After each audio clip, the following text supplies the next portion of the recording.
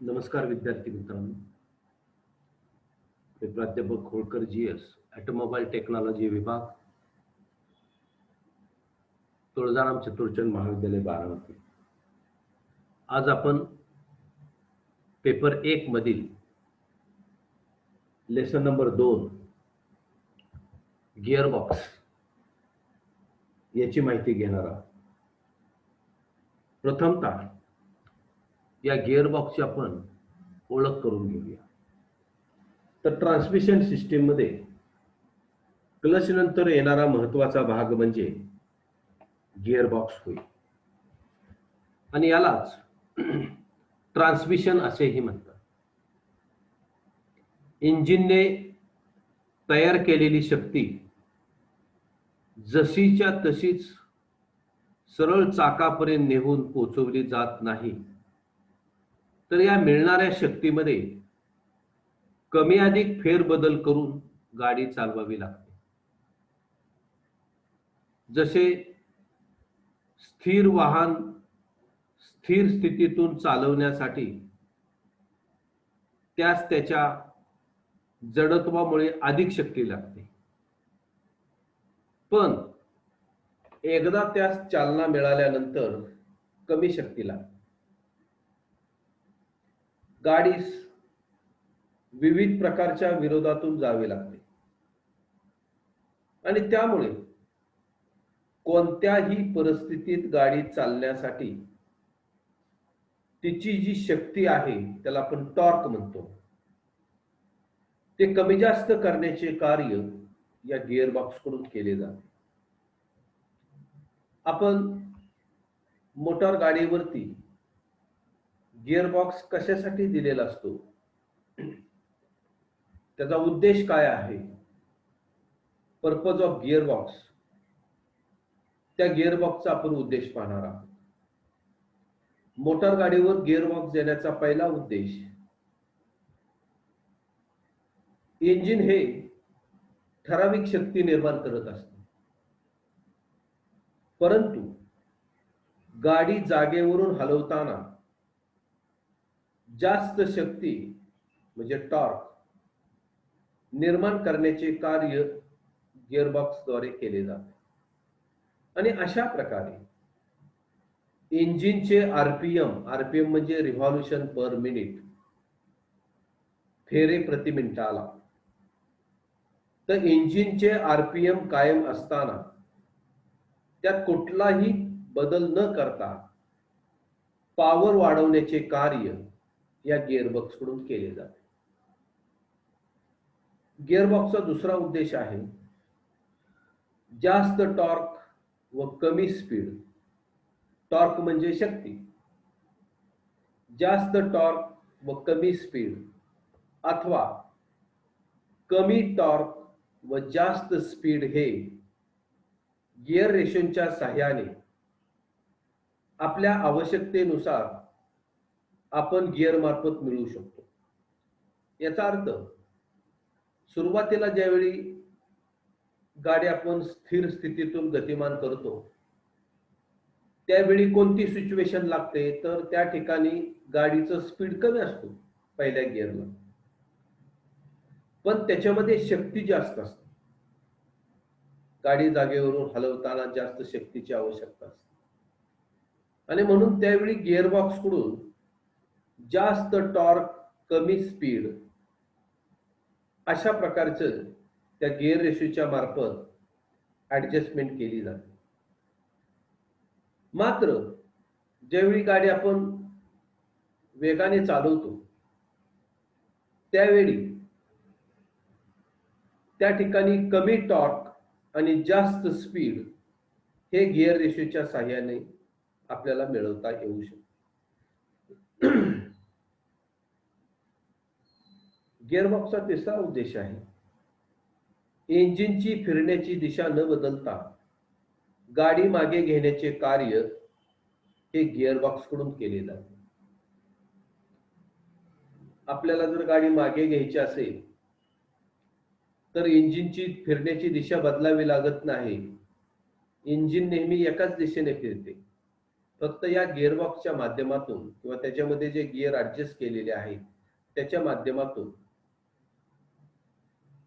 Reverse gear टाकला जातो आणि गाडी पाठीमागच्या बाजूला येऊ लागते. चौथा उद्देश आहे गिअरबॉक्सचा, रस्त्यावरील अडथळे, उदाहरणार्थ चढ उतार असेल, हवेचा विरोध असेल, रस्त्याचा विरोध असेल, इत्यादी सगळे विरोध पार करून गाडी पुढे चालवण्यासाठी या गिअरबॉक्सची रचना मोटार गाडीवरती केलेली असते. कारण आपण वाहन चालवत असताना रस्त्याला कधी उतार असतो, कधी चढ असतो, कधी एखादा डोंगर लागतो. त्याचप्रमाणे आपण वाहन रस्त्यावरून चालवत असताना समोरून येणारी हवा ही त्या वाहनाच्या गतीला कमी करत असते, म्हणजे तो हवेचा विरोध होतो. आणि त्याचप्रमाणे रस्ता कधी चांगला असतो तर कधी खडबडीत असतो. तर अशा प्रकारे रस्त्यावरील जे अडथळे आहेत, म्हणजे चढ उतार असेल, हवेचा विरोध असेल, रस्त्याचा विरोध असेल, या सर्वांवर मात करून गाडी पुढे चालवणे हे गिअरबॉक्सचा मुख्य उद्देश असतो. आणि त्यानंतर पुढचा एक उद्देश आहे गिअरबॉक्सचा, तो म्हणजे इंजिन चालू असताना व क्लच सोडलेला असताना, म्हणजे न्यूट्रल मध्ये गाडी जागेवर उभी करून ठेवण्यासाठी या गिअरबॉक्सची रचना मोटार गाडीवरती केलेली असते. त्यानंतर आपण पुढचा जो पॉइंट पाहणार आहे तो सुद्धा महत्वाचा आहे की वाहनाच्या गतीस होणारा विरोध, resistance to speed of vehicle. आता ज्यावेळी वाहन रस्त्यावरून धावत असते त्यावेळी त्या वाहनाच्या गतीस 3 प्रकारचे विरोध होत असतात. पहिला हवेचा विरोध, दुसरा चढावामुळे होणारा विरोध आणि तिसरं भ्रमणजन्य घर्षण. आता ज्यावेळी वाहन रस्त्यावरून धावत असतं त्यावेळी तिला हवेचा विरोध होत असतो. आता गाडीचा वेग वाढला की हा हवेचा विरोध वाढत जातो. हा विरोध त्या मोटार गाडीच्या बॉडीच्या रचनेवर सुद्धा अवलंबून असतो. दुसरा जो विरोध आहे तो म्हणजे चढावामुळे होणारा विरोध. आता ज्यावेळी गाडी वेगाने चढावर चढण चढत असते त्यावेळेस तुम्हाला अनुभव आला असेल की त्यावेळेस थोडेसे अंतर चालून जाताच गाडीचा वेग कमी कमी होत जातो. मग अशा वेळी त्या गाडीचा लोड मागील बाजूस येऊन तो लोड हळूहळू इंजिन वरती येतो व इंजिनची गती कमी होते.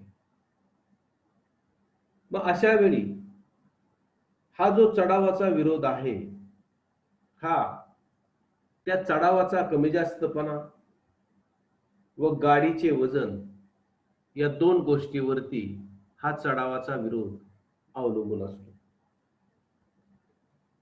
तिसरं जी होणारा विरोध आहे त्याला म्हणायचं भ्रमणजन्य घर्षण, त्याला इंग्रजीमध्ये म्हणतात रोलिंग रेजिस्टन्स. भ्रमणजन्य घर्षण त्याला इंग्रजीमध्ये रोलिंग रेजिस्टन्स म्हणतात. आता भ्रमणजन्य घर्षण म्हणजे काय, तर गाडीचे टायर व रस्त्याचा पृष्ठभाग यांच्यामधील जो विरोध आहे हा विरोध म्हणजे भ्रमणजन्य घर्षण. हा जो विरोध आहे हा गाडीचे वजन, गाडीतील एकूण मालाचे वजन यांच्यावर अवलंबून असतो. तर अशा प्रकारे ज्यावेळी मोटार वाहन रस्त्यावरून धावत असतं त्यावेळी त्याला असे 3 प्रकारचे विरोध त्या ठिकाणी होत असतात आणि या विरोधावर मात करून गाडी पुढे नेण्याचं काम या गिअरबॉक्स कडून केलं जात असतं. आता या ठिकाणी आपण या गिअरबॉक्स मध्ये कोणते कोणते प्रकारचे गिअर्स वापरलेले असतात त्याची आपण अगोदर माहिती घेऊया. तर गिअरबॉक्स मध्ये वेगवेगळ्या प्रकारचे गिअर्स असतात. त्याच्यामध्ये स्पर गिअर असेल, हेलिकल गिअर असेल, डबल हेलिकल गिअर असेल. तर या गिअरची आपण अगोदर माहिती घेऊया. गिअरबॉक्स मध्ये पहिला जो गिअर वापरलेला असतो तो म्हणजे स्पर गिअर. आपल्या स्क्रीनवरती स्पर गिअर दिसतो आहे. आता आकृतीत दाखवल्याप्रमाणे या गिअरच्या परिघावर म्हणजे इथं आसासी समांतर दाते कापलेले असतात. म्हणजे हा ऍक्सिस आहे, आतमध्ये शाफ्ट बसतो आणि त्याला समांतर असे दात त्या ठिकाणी कट केलेले आहेत. येते का लक्षात? तर आसाशी समांतर असे दाते कापलेले असतात. गिअर जोडणीत गतीचे वहन होताना एका वेळी दोघा गिअर मधील एकाच दात्याचा संबंध येतो आणि परिणामी त्या दातांवरती जास्त दाब येतो आणि म्हणून हे गिअर जेथे कमी लोड असेल अशा ठिकाणी वापरतात.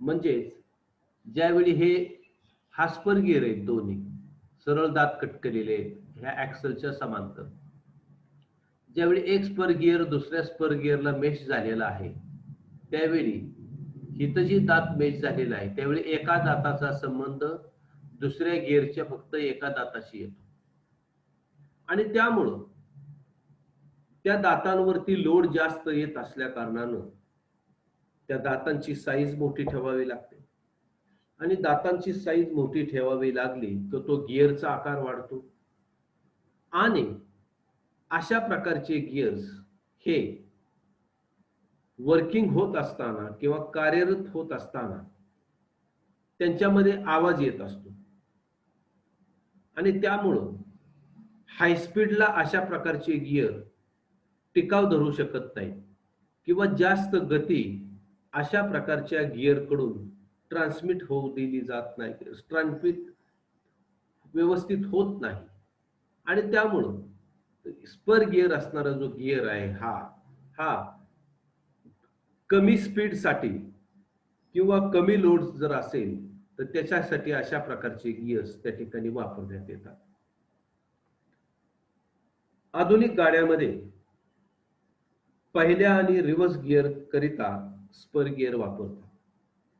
आता पहा, पहिला गिअर किंवा रिव्हर्स गिअर असेल तर तुमच्या लक्षामध्ये आले असेल की त्यावेळी मोटार गाडीचा जो स्पीड आहे तो कसा असतो, कमी असतो आणि कमी स्पीडला हे व्यवस्थित काम करू शकतात आणि म्हणून आता ज्या नवीन गाड्या आहेत त्याच्यामध्ये सुद्धा पहिल्या आणि रिव्हर्स गिअर साठी त्यामध्ये तुम्हाला स्पर गिअर वापरलेला अशा प्रकारचा गिअर वापरलेला दिसून येईल. त्यानंतर त्या गिअर बॉक्स मध्ये जो दुसरा गिअर वापरलेला असतो दुसऱ्या प्रकारचा तो म्हणजे हेलिकल गिअर.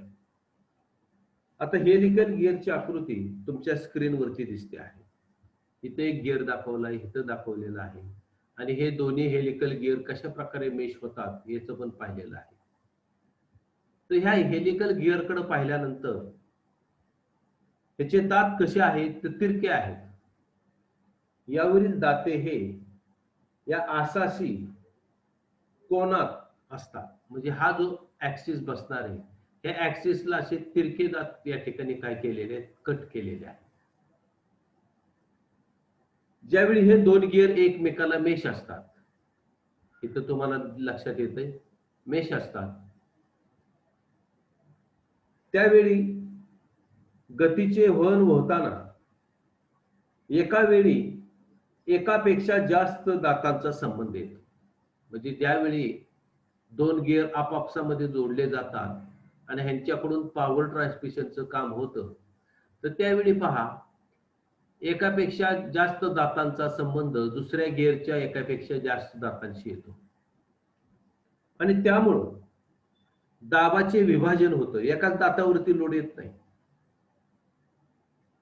पुढच्या एक दोन दातांवरती लोड येतो आणि त्यामुळे दाबाचे विभाजन होते व दात्यांचे आयुष्य वाढते. तसेच पॉवर ट्रान्समिशन होत असताना गिअरचा आवाज येत नाही. तसेच या प्रकारच्या गिअरकडून सहज रीतीने व अगदी हळुवारपणे शक्ती किंवा टॉर्क हा ट्रान्समिट केला जातो आणि त्यामुळे गिअर बॉक्समध्ये हेलिकल गिअर हे हायस्पीड साठी किंवा ज्यावेळी आपल्याला जास्त गती वेगाने ट्रान्समिट करायची असते त्यावेळी तुम्हाला अशा प्रकारचे गिअर त्या गिअर बॉक्समध्ये म्हणजे सेकंड गिअर असेल, थर्ड गिअर असेल, टॉप गिअर असेल, यासाठी हे हेलिकल गिअर आपल्याला गिअर बॉक्समध्ये वापरलेले पाहावयास मिळतात. आता गिअर बॉक्समध्ये असणारा तिसरा प्रकारचा जो गिअर आहे त्याला म्हणायचं डबल हेलिकल किंवा हेरिंग बोन गिअर. म्हणजे पहा, एकाच गिअरवरती तिरके दात केलेत पण असे दोन वेगवेगळ्या कोणामध्ये हे दात केलेले एकाच गिअरवरती दात. आता या आकृतीमध्ये दाखवल्याप्रमाणे या गिअरच्या परिघावर दोन्ही कडेने तिरकस काप टाकून रुंदीच्या मध्यामध्ये ते जुळतात आणि दोन्ही बाजूने तिरकसपणा असतो. म्हणजे पहा, इथं तुम्हाला पाहायला मिळतं, इथं पाहायला मिळतं, गिअर एकच आहे पण दोन तिरकस दात त्या ठिकाणी त्या गिअरवरती दिलेले आहेत. अशा प्रकारे दोन्ही बाजूने तिरकसपणा असल्यामुळे यास डबल हेलिकल गिअर असे म्हणतात.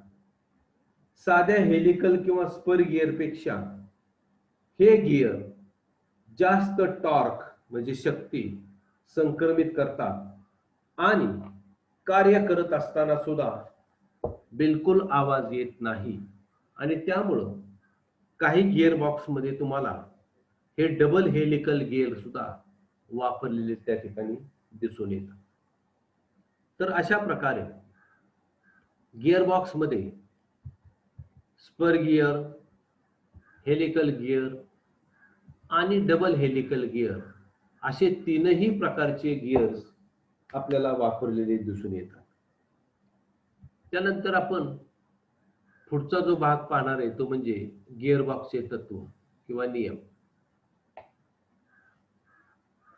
आता गिअर बॉक्सचे तत्व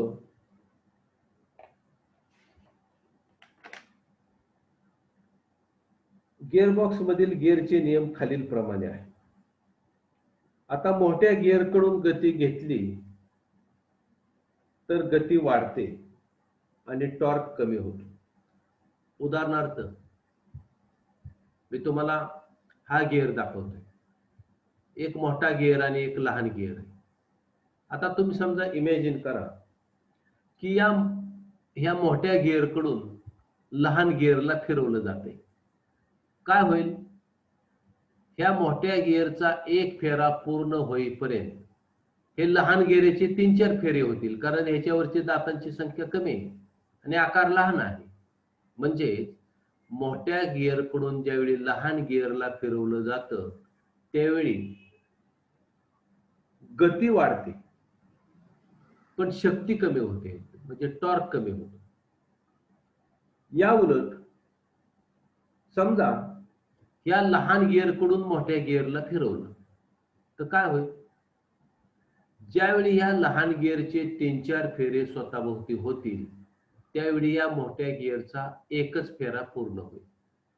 मग या सिच्युएशनला काय झालं तर गती कमी झाली. काय झाली? गती कमी झाली. मात्र या मोठ्या गिअरचा एरिया जास्त असल्यामुळं टॉर्क वाढतो. काय वाढतो? टॉर्क वाढतो. म्हणजे फर्स्ट गिअरला अशी सिच्युएशन असते पहा, लहानाकडून मोठा गिअर फिरवला जातो आणि त्यामुळं आपण एखादा घाटामध्ये चढ चढत असेल किंवा आपल्याला गाडी सुरुवातीवरून जागेवरून हलवायची असेल त्यावेळी आपल्याला जादा शक्तीची गरज भासते आणि ही जादा शक्ती तयार करण्याचं काम या मोठ्या गिअरकडून केलं जातं. ज्यावेळी या लहान गिअरकडून मोठ्या गिअरला फिरवलं जातं, त्यावेळी स्पीड कमी होते. म्हणजे ह्याचे 3-4 फेरे झाले, की ह्याचा एकच फेरा पूर्ण होईल. म्हणजे स्पीड कमी जाईल, परंतु शक्ती वाढते, म्हणजे टॉर्क वाढते.